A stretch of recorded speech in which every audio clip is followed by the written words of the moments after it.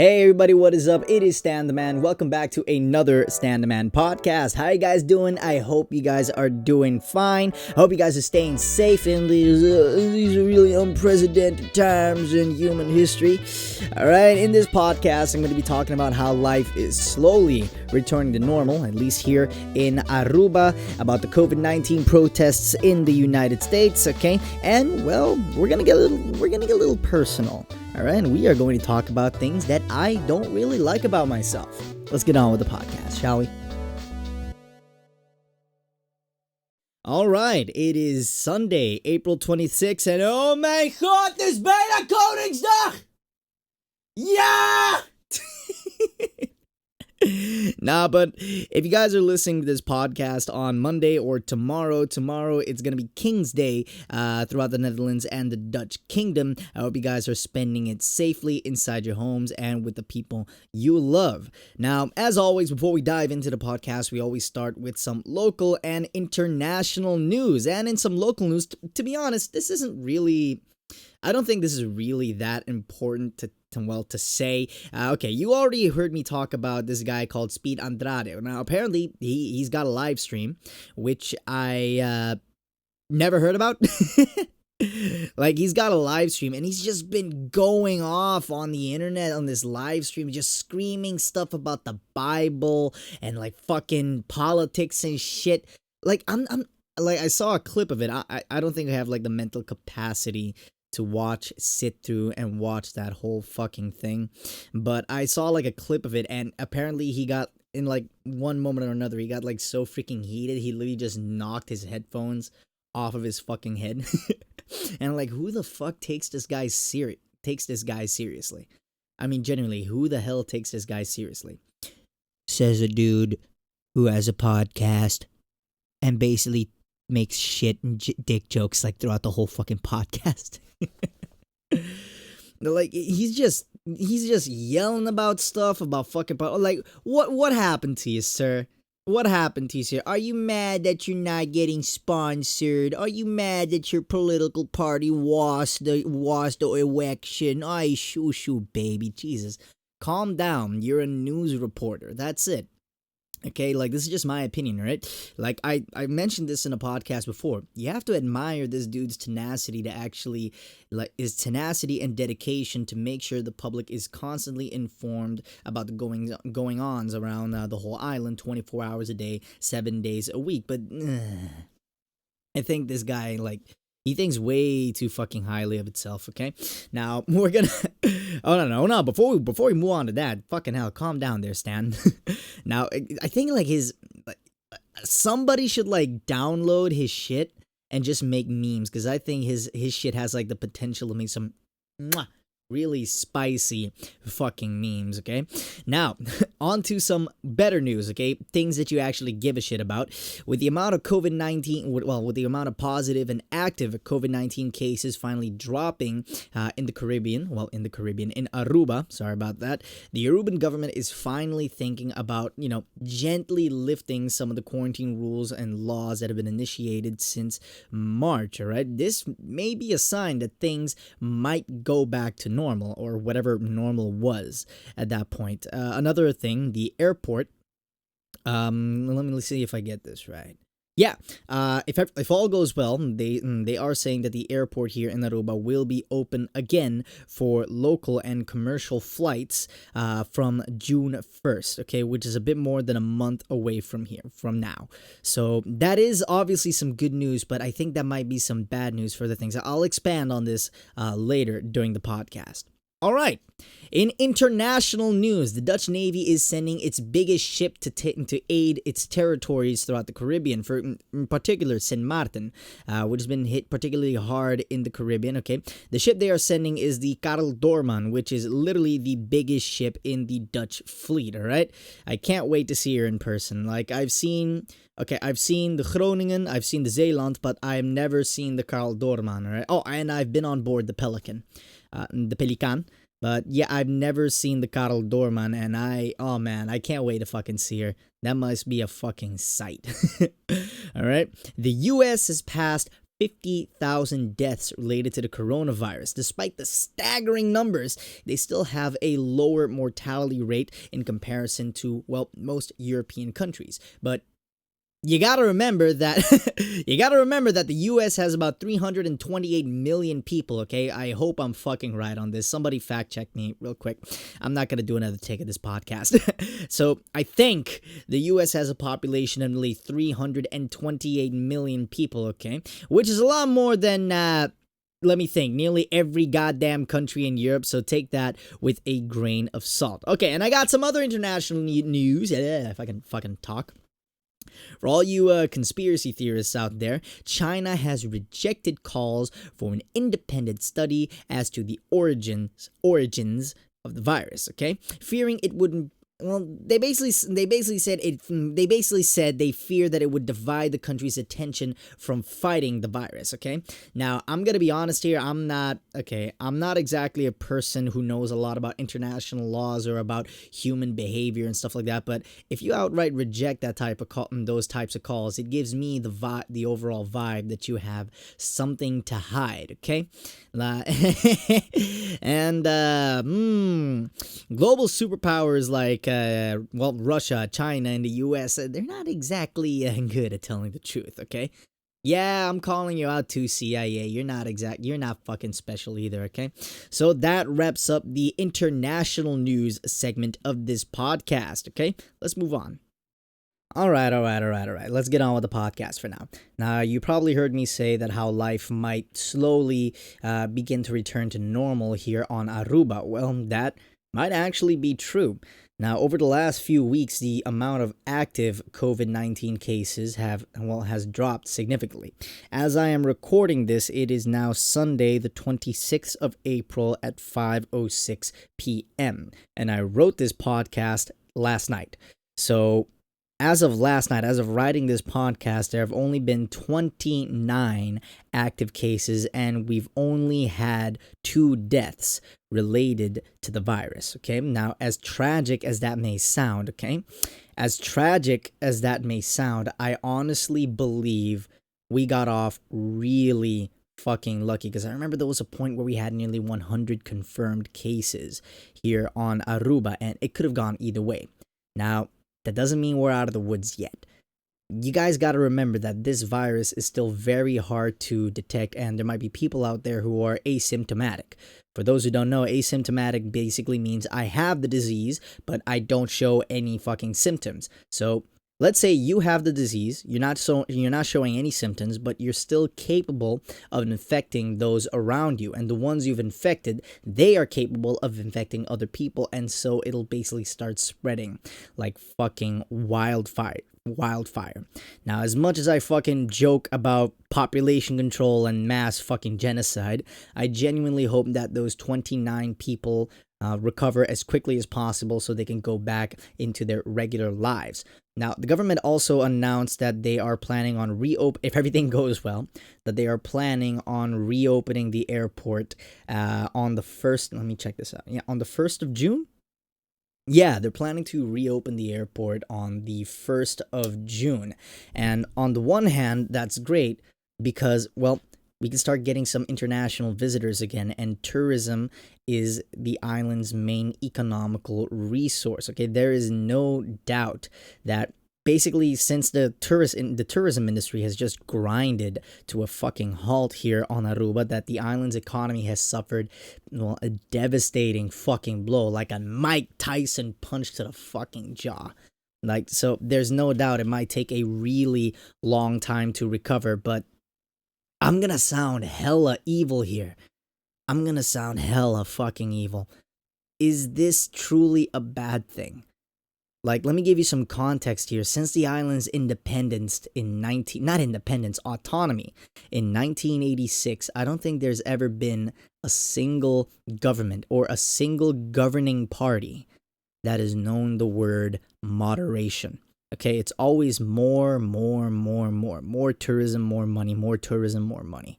Like, Jesus H. Christ. Like, I'm gonna, in my 22 years of existence, I have never seen the waters so fucking clear. Like I go for a swim in Malmok, get some cardio in, and the water is just crystal fucking clear. Now, 1/3 of the tern population in the world, like they come to Aruba. I did not fucking know that. I legit did not fucking know that. I go to Baby Beach and there's suddenly these freaking turns. It looks something straight out of those. Now what's it called? Planet Earth documentaries from the BBC. If you heard that, I just cracked my fucking knuckles. Hang on, I'm gonna crack it again. Okay, time for my neck. Ah, that felt good. Hang on, time for my other neck. Wouldn't it be fucking hilarious if I just cracked my neck and I just fall down dead right here? Oh man, but still, I really, man, I'm really digging how quiet things have gotten. Like I can go out for a hike at the national park. I used to work at the national park, and for the first time in nearly 7 fucking years, I could take a hike without hearing like the rolling thunder of fucking UTVs and ATVs. Because what you need to remember that when they take like those UTVs, ATV tours and stuff like that, they don't go with like 5 or 6 people. They go with like 5 or 6 families. So that's at least a dozen vehicles per group. Sometimes I've seen groups that have like nearly 20 to 30 vehicles. And that's gonna kick up a lot of fucking dust. The dust is gonna cover plants. They're not gonna receive enough sunlight. They die off, and people don't fucking realize that. Because all those fucking tour operators want is just the money from these white folks' pockets. Like, I know this is gonna sound evil again. This has been a devastating blow to the island's economy, and I know that there are gonna be a lot of businesses that simply will not recover, especially with the hard times coming. Like, man, this is simply the beginning. This shit's not gonna be over in like a month or two. This shit's gonna it's just gonna keep on yo-yoing for at least a year or two, or at least until they get a vaccine out there. And even when they get a vaccine, remember, this virus is really hard to detect. I'm no medical expert, but I think that even when they have a vaccine out, since this virus is very hard to detect, it's gonna be really difficult to distribute that vaccine. Unless they actually make it fucking mandatory, which, US government, do that. Don't listen to those fucking anti-vax moms. Alright? If not, just and some fucking riot police put those people in their places. Oh man, but I really hope that this devastating blow to the economy is basically the push that the local government, that the current government, and future generation needs in order to basically broaden their horizon and find a balance between profitability and sustainability. Because sustainability, it's a really fucking hard balance to find, but it's not impossible. Now, I really hope, and I'm going to sound like a dictator here, I really hope that they know they have to make sacrifices in order to maintain that balance. Certain jobs, certain things that have been basically a part of our culture for generations, they have to die. All right? Certain things that have basically been part of who we are, we need to get rid of if we want to see even like the slightest bit of progress. Also, I really hope that the government finally fucking finds out that, hey, what the people want and what the people need are two very different things. Okay? And I hope not only the government but my people see that soon, because I'm seeing the way things are going right now, and to be honest, we're just heading towards ecological disaster at this point. Now, but who the fuck am I? I'm just a 22-year-old with no life experience whatsoever. I'm gonna get a kid, but I'm young.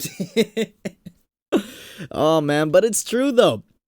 Oh, but one thing I definitely know, the fucking barbershop. Oh, when the bars and clubs and barbershops start opening up, it's gonna be fucking chaos. I can already imagine like a fucking line of people in front of the barbershop, like if you go on documentaries and look at disaster hit countries, like countries who just went through like a major fucking disaster, like those giant lines in front of the UNICEF truck to get food. It's gonna be like that, but these people are just lining up to go to the fucking barbershop. Like, please, I look like a meth head. Just cut my fucking hair. Yeah, let me take a sip of my coffee real quick. Coffee is the best fucking thing to drink during this podcast. Oh man.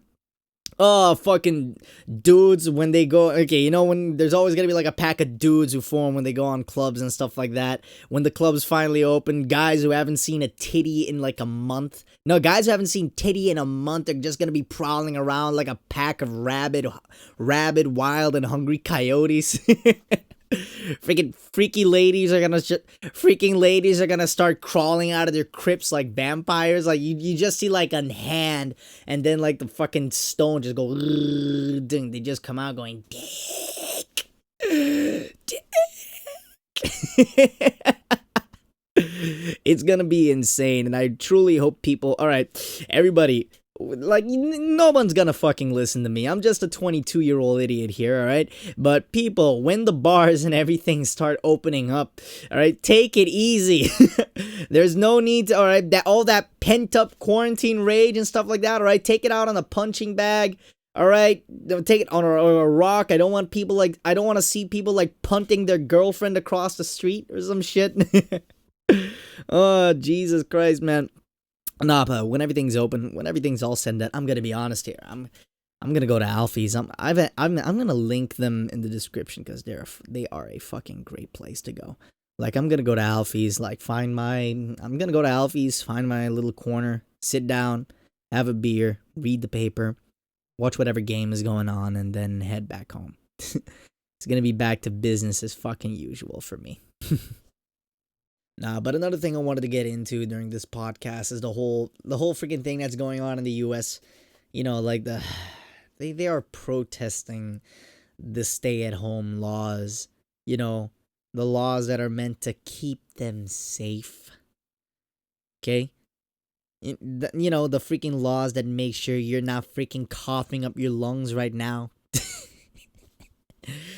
No, so me and a couple of buddies, we were just talking about this like 3 days ago, just passing time, shooting the shit, and eventually we reached this freaking topic. And what's my say on the whole fucking thing? I think it's stupid. Like, I think it's really stupid. Like, what's that meme I saw on Facebook? Yeah, I remember I saw this meme on Facebook. It's basically like this dude, he's holding up a sign, and it just says, our expectations were low, but holy fuck, it's the same thing here.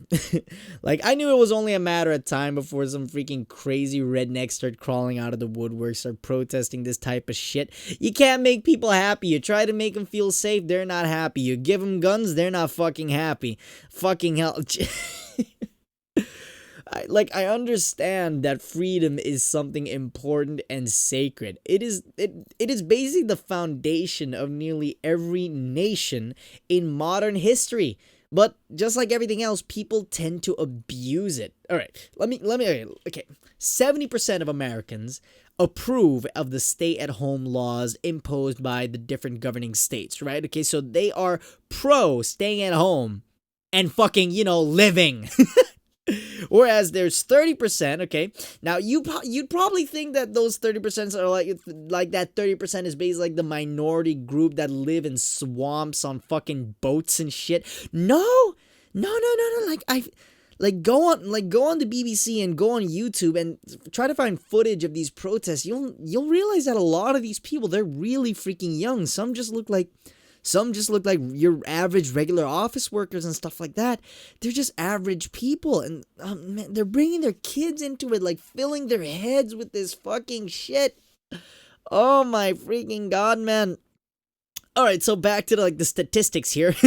All right, so you need to realize, okay, you're probably thinking, oh, well, 30% of people, that's not a lot.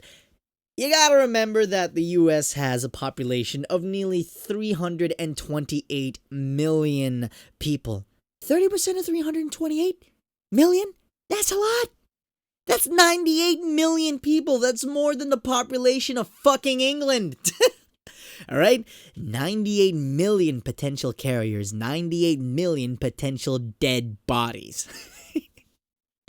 Oh my god. And I'm gonna be honest, like, after seeing this type of shit, I don't think I give a fuck. Like I say let natural selection do its thing. Okay, there's this Greek proverb, all right, patemata matemata, which basically means learning through pain and suffering. I think these people just have to lose a bunch of fucking family members before they realize, okay, maybe those protests weren't exactly a good idea. Maybe I should have vaccinated my kid. Now I lost all 5 of my twins. What are they called? Quintuplets? Quintiquadracutalata, Quetzalcoatl. No, Quetzalcoatl is a Mayan god. Or was it Quetzalcoatl? I'm losing track. Let me just look at the fucking notes. There we go. Yep. Now, we're gonna move on from that fucking math lesson real quick, and we're gonna do a little bit of a history lesson. And I'm sure most of you probably heard this story before. You probably heard it on CNN or whatever the fuck you fill your head with. All right. So basically, in 1918, during the First World War, the state of Philadelphia wanted to throw this huge fucking parade in support of the war efforts. All right, they wanted to support the boys on the Western Front or some shit. I don't know. All right. So this was during the Spanish flu pandemic, and the parade had nearly 200,000 spectators, right? So 200,000 people all fucking clustered together, coughing at each other, breathing down each other's necks, okay, kissing babies and shit, the whole freaking 9 yards. 2 days after the parade, the announcement came that, hey, try not to panic, but the Spanish flu, yeah, it's in Philly. 72 hours.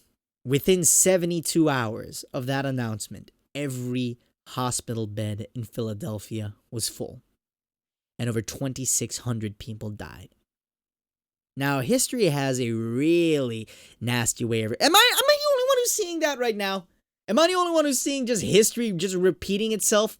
Like, fucking hell, you got the president who suddenly has, like, this infatuation of injecting people with disinfectant. I don't know, maybe he worded it wrong, maybe he means something completely different, but people are memeing the fuck out of it right now, so I'm just gonna say it like that.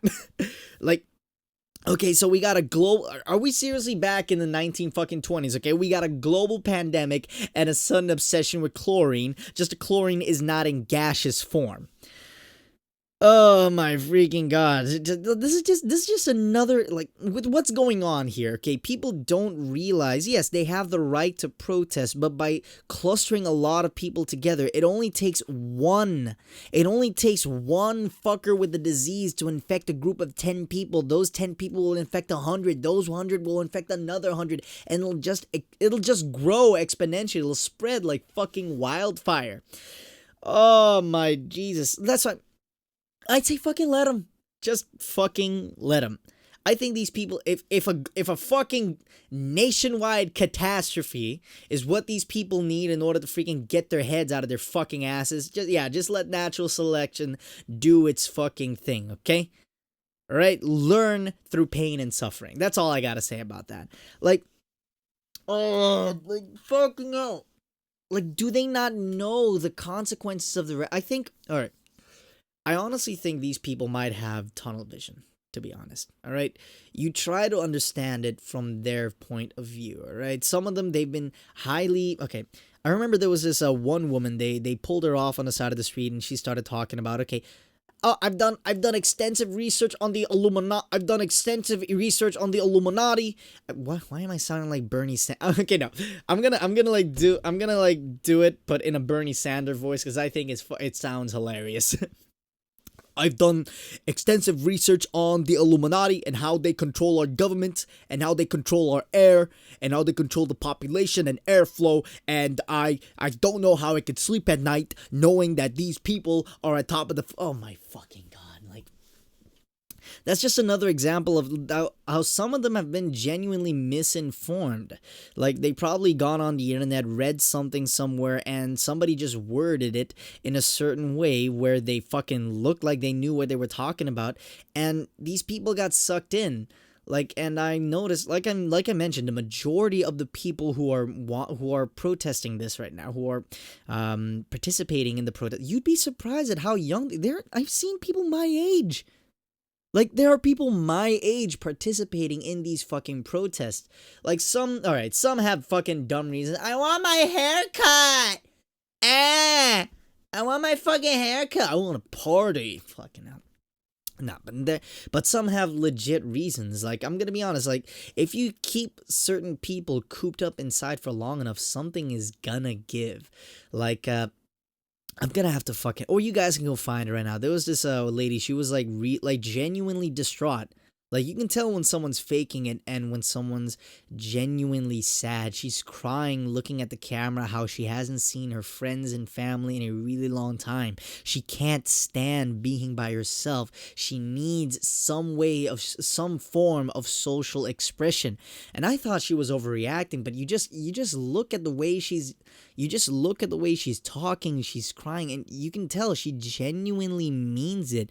She's like fucking 3 to 5 minutes away from snapping. Oh man, but yeah. To be honest, I honestly think this is just another example of how too much freedom can be a bad thing. Like, you give these people the right to bear arms and the right to protest. You don't think that's gonna fly off the rails there, buddy boy?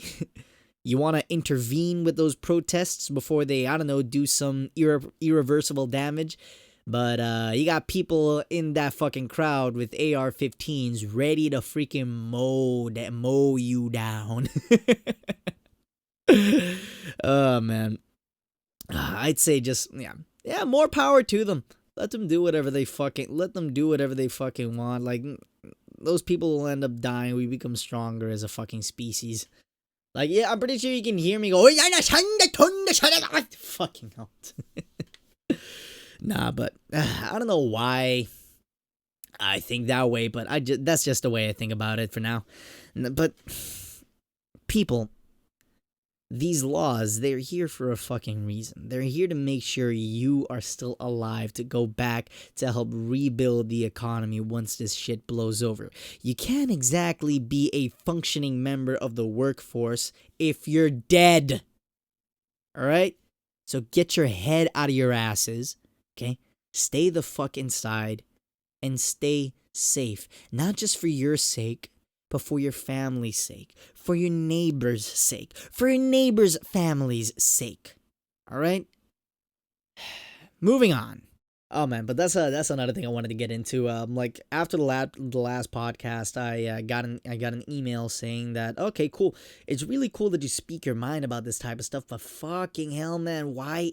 Like, okay, to summarize, the email said I have, for my age, a really bleak outlook on life.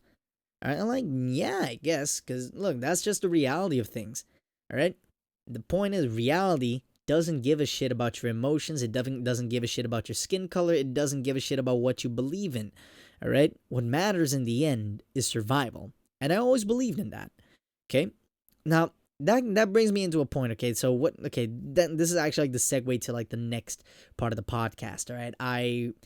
So I was just bored in quarantine one day and I was thinking about stuff to write about for the podcast, but I just couldn't figure it out. So, and whenever I'm like bored or I just can't figure out what to do, I just start doing shit around the house, and I decided to clean out an old cabinet of mine and I found a journal.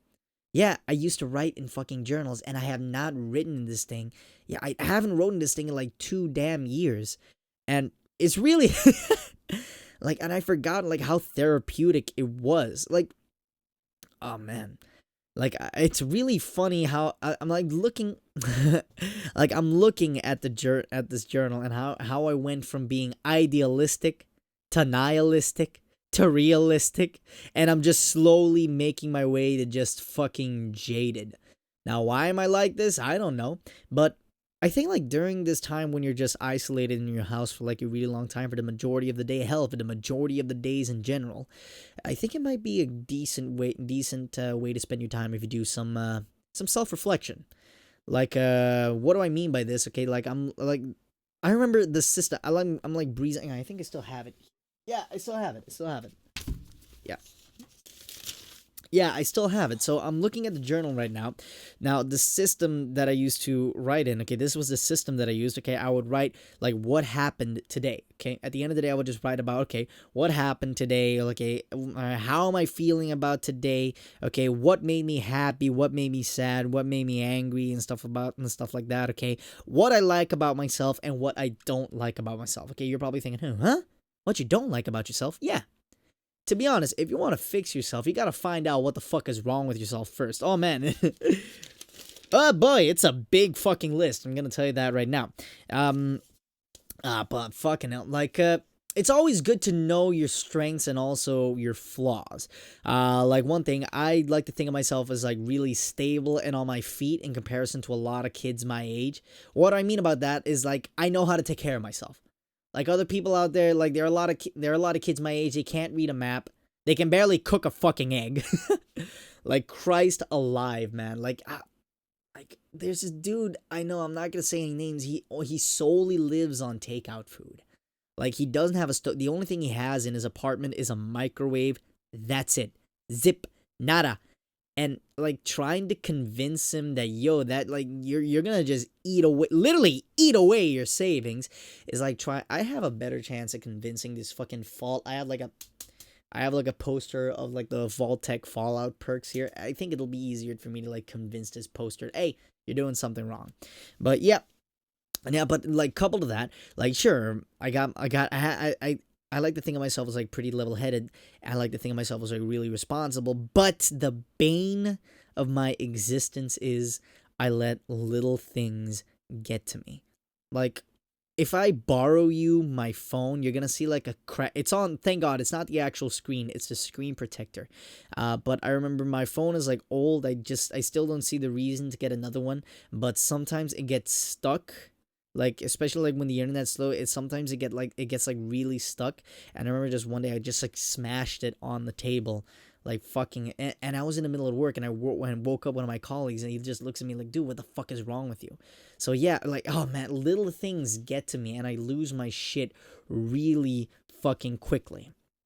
Now, fucking hell, like, also, I used to lie a lot, like, oh man, I lied my way through fucking middle school, I'm not gonna be honest, I'm gonna be honest, I was a bit of a pathological fucking liar, so, I fixed that, and by fix that first, it was like, it was just, oh man, it was just freaking gut wrenching coming home. Like back in the day, like I'd lie about my grades for like a really long time because I was fucking. I'm gonna be honest, I was fucking lazy in high school. I barely managed to graduate high school, and I would hide my grades from my mom a lot. And but yeah. Satan had a way around that, and he created something called Magister, where your parents can go online and check your fucking grades. Oh boy, and yeah, I remember this. Oh man, I fucking hated it. Like constantly coming home with like dread. Like, is this really how I just want to? How I want to remember my teenage years? Just fucking like dreading coming home and getting an earful from my mom, or like seeing my mom cry because she was like really worried about my education and stuff like that. So I decided, and so like fuck it, I decided to be a little bit more honest, and I think I overdid it. like I'm too honest, to be honest. Why am I stop saying honest, fuck. All right, but what do I mean by that is whatever's on my fucking mind. Let's say we're talking and you say something that I find stupid, I'm gonna tell you that it's stupid. Like, there's gonna be no filter. What's in my head, it'll go straight to my tongue and out there in the fucking radio waves. All right, so I'll basically say whatever's on my mind or say whatever I thought was the truth with literally no regards to other people's feelings about the subject. Okay, that was like a huge problem of mine. And to be honest, it still kind of is like, I'm still a firm believer that you need to separate feelings from the problem, right? If you ever read The Art of War, you should never make important decisions when you're emotionally stressed, if you're angry, if you're sad and stuff like that. But then I started realizing like, hey, no, when it comes to a lot of these like problems with people, a lot of them are emotionally driven. Like, you'd be surprised at the amount of decisions you make on your day-to-day life just purely based off of like emotions or gut feelings, not logical thinking. But I am a firm believer in like removing emotion from this from the like removing emotion from the equation. But that tends to raise up some problems since a lot of people's emotions, they are the fucking problem. Oh man, but Jesus, some of the most people. Okay, another thing I had, like, some people might actually relate to this. Okay, was the feeling of never being enough. All right, that I think that's something that everybody growing up has struggled with one way or another. Okay, everybody wants to like size each other up. Okay, no, I got like an 8 for this. No, I got a 10 for this. Hey, I caught the biggest fish. I got the prettiest wife. Fuck all of you. Jesus Christ. Like fucking alarm. Yeah, I remember that. I was just sitting at work one day, back in the back of the. I should do like a podcast where I just tell stories of my time working at the national park. Yeah, but I remember I was just sitting one day and this huge fucking epiphany just hit me like a fucking truck. That I was like the majority of the things I did, the majority of the accomplishments I have, I've done them for the validation of those around me. I didn't do them for me. And I am proud of the shit that I've done. I really am. But when I noticed that like the majority of the shit I was doing was for the validation of the people around me, I don't know, it just made every achievement feel ingenuine. And it's only when I started to like let go of that feeling that I started actually taking like achievements that I had in life like a bit more seriously. Like I remember like when I fucking found out I graduated, I should have been fucking happy, but I wasn't. It just felt like another day. Like, wait a minute, what the fuck? I just found out I graduated high school. Why the hell am I why the hell am I not happy? So I just started to look at myself honestly, like fucking hell, I didn't do this for me. I just did this so I could stop getting yelled at. Man, but yeah, eventually I just moved on for that. And I remember like the day when like after I graduated, I thought, okay, cool. I took an honest look at myself, like fucking, do I really have the mental capacity to go to college?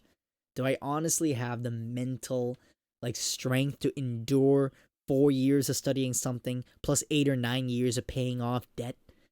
I think I didn't. So I didn't. I just fucking went with my gut feeling. I just looked at my family history a little point. Okay, cool. My grandfather came to the island with the Dutch Marine Corps. My uncle first enlisted in the Antilliaanse. Yeah, back in the day it was the Antilliaanse militie, and then went off to the Dutch army. And I'm like, fuck it. I'll join the defense force. What's the worst that could happen? I'll join the fucking military. And to be honest, it is one of the few things that I look back on and I say, wow, I genuinely did this for me.